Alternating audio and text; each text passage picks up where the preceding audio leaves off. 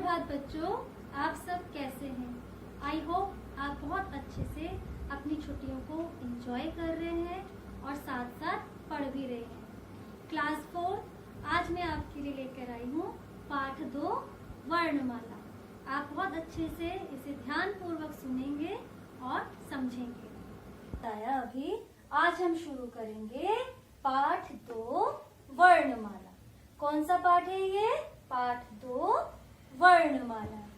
आपको याद होगा आपने अपने पिछले अध्याय में पढ़ा था भाषा के बारे में, यानी कि भाषा का उद्गम, भाषा हमारे अस्तित्व में किस प्रकार से आई, है ना? और भाषा का प्रयोग कैसे करते हैं, भाषा के कितने रूप होते हैं, उसके रूप क्या क्या हैं, मौखिक और लिखित, उसके उपनाम क्या क्या हैं, बोली, है ना, राष्ट्रभाषा, राजभाषा, ये सब कुछ आपने पढ़ा और मुझे पूरी उम्मीद होगी आपने उसे याद भी किया होगा। अब आज हम बात करेंगे वर्णमाला के बारे में। किसके बारे में? वर्णमाला के बारे में। अच्छा, हम जब भी कोई भी नाम बोलते हैं, कोई भी नाम आप बोलकर देखिए तो कुछ ध्वनियां हमारे मुख से निकलती हैं। क्या होता है? कुछ ध्वनियां हमारे मुख से निकलती हैं। जैसे देखिए यहाँ पर हमने लिखा है कछुए के बारे में, तो हमने क्या क्या लिखा है? क, अ, छ, उ, आ। तो जब क तो आपका वर्ण हो गया, और ये अ ध्वनि, उ ध्वनि और आ आपकी ध्वनि है। इन्हीं ध्वनियों से मिलकर ही यह शब्द कछुआ बना। यानी कि वर्ण क्या शब्द कैसे बनता है? ध्वनियों के मेल से ही।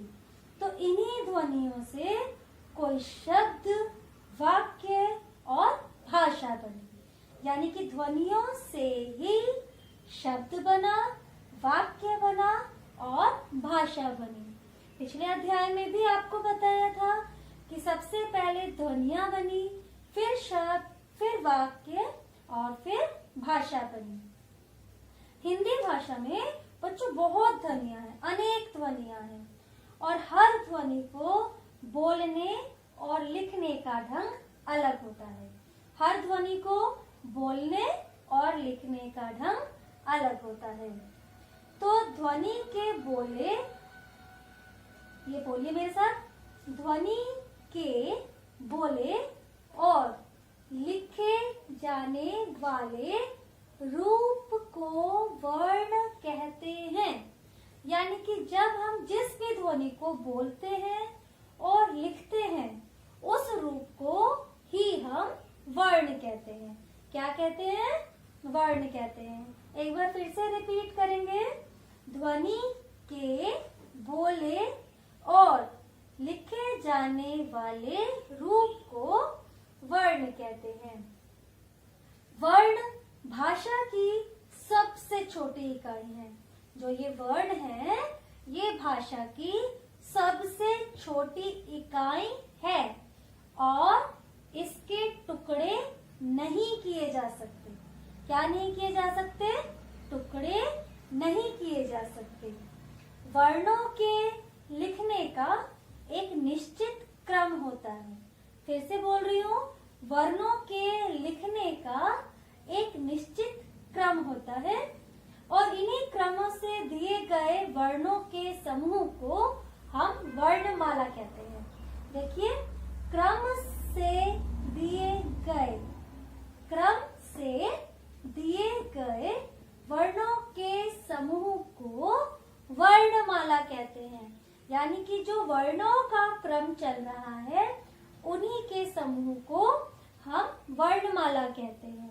फिर से याद रहेगा आपको, वर्णों के समूह को वर्णमाला कहते हैं। समझ में आई?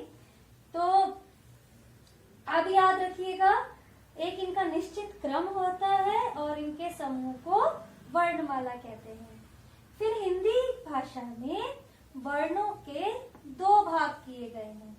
हिंदी भाषा में वर्णों के कितने भाग किए गए हैं? 2 भाग, स्वर तथा व्यंजन। कितने भाग किए गए हैं? 2 भाग, स्वर तथा व्यंजन।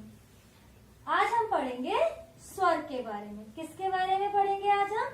स्वर के बारे में। स्वरों में सबसे पहले आप ध्यान दीजिए, इन्हें बोलने के लिए किसी अन्य वर्ण की सहायता नहीं लेनी पड़ती। इन्हें बोलने के लिए किसी अन्य वर्ण की सहायता नहीं लेनी पड़ती। जैसे बोलिए अ, आ, ई, उ, ए, ऐ, ओ, औ, री। या री को आप बीच में भी लेके बोल सकते हैं। अ, आ, ई, उ, री। ए, ऐ, ओ, औ, अंग, अंघ, औ। अंग, अंघ, औ। ठीक है, ये है आपके स्वर। तो आपको पता चल गया स्वर कितने हैं आपके? बताइए जल्दी से मुझे। 11 स्वर होते हैं आपके हिंदी भाषा में। ठीक है, तो अभी आपने क्या पढ़ा? आपने पढ़ा कि ध्वनि क्या होती है और ध्वनि के बोले और लिखे जाने वाले रूप को हम वर्ण कहते हैं और क्रम से दिए गए वर्णों के समूह को वर्णमाला कहते हैं। हिंदी भाषा में वर्णों के 2 रूप किए गए हैं, स्वर तथा व्यंजन। कितने रूप किए गए हैं? स्वर तथा व्यंजन। आज हम स्वर के बारे में पढ़ रहे हैं। हिंदी भाषा में जितने स्वर होते हैं उनको बिना किसी वर्ण की सहायता के हम बोल पाते हैं।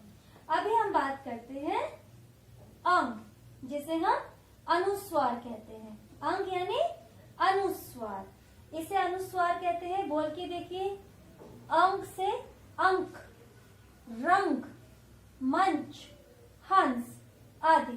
तो इसमें आपको हल्का सा न का साउंड सुनाई दे रहा होगा, तो इसीलिए अ के ऊपर जब बिंदु लगती है तब हम उसे अनुस्वार कहते हैं। अंग को हम क्या कहते हैं? अनुस्वार। ध्यान रहेगा ये बात आपको। उसके बाद आता है बच्चों अह, यानी कि इसे हम कहते हैं विसर्ग। क्या कहते हैं? विसर्ग। इसको हम ह की तरह बोल सकते हैं। ह, जैसे अतः, प्रातः, पुनः आदि। तो अह विसर्ग और इसे हम ह का साउंड देते हैं। किसका साउंड देते हैं? ह। ह से हल होता है ना, ह का साउंड देते हैं। अतः, प्रातः, नमः।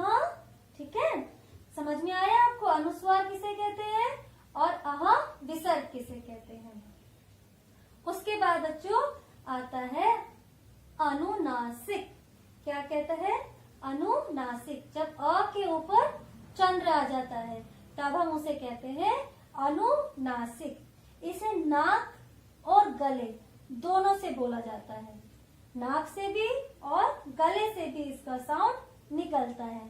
जैसे ध्यान से सुनिए, आंख, गांव, पांच, दांत आदि।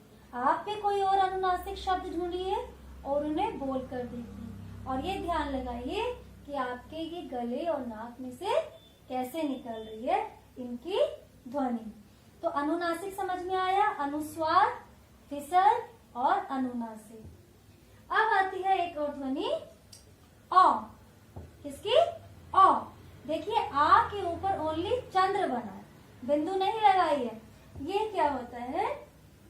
यह ध्वनि अंग्रेजी भाषा से, अंग्रेजी भाषा इंग्लिश, अंग्रेजी भाषा से हिंदी में आई है और इसका उच्चारण हम स्वरों में औ, औ से औरत बोलते हैं ना, उसके तरह होता है। औ किसकी तरह? औ की तरह। जैसे कि मैंने एग्जाम्पल दिया है डॉक्टर, बॉल, ऑफिस, कॉलेज। आप भी ऐसे अनेक उदाहरण ढूंढ सकते हैं जो इंग्लिश भाषा के शब्द हैं और उन्हें हम औ का प्रयोग करके हिंदी भाषा में बोल रहे हैं।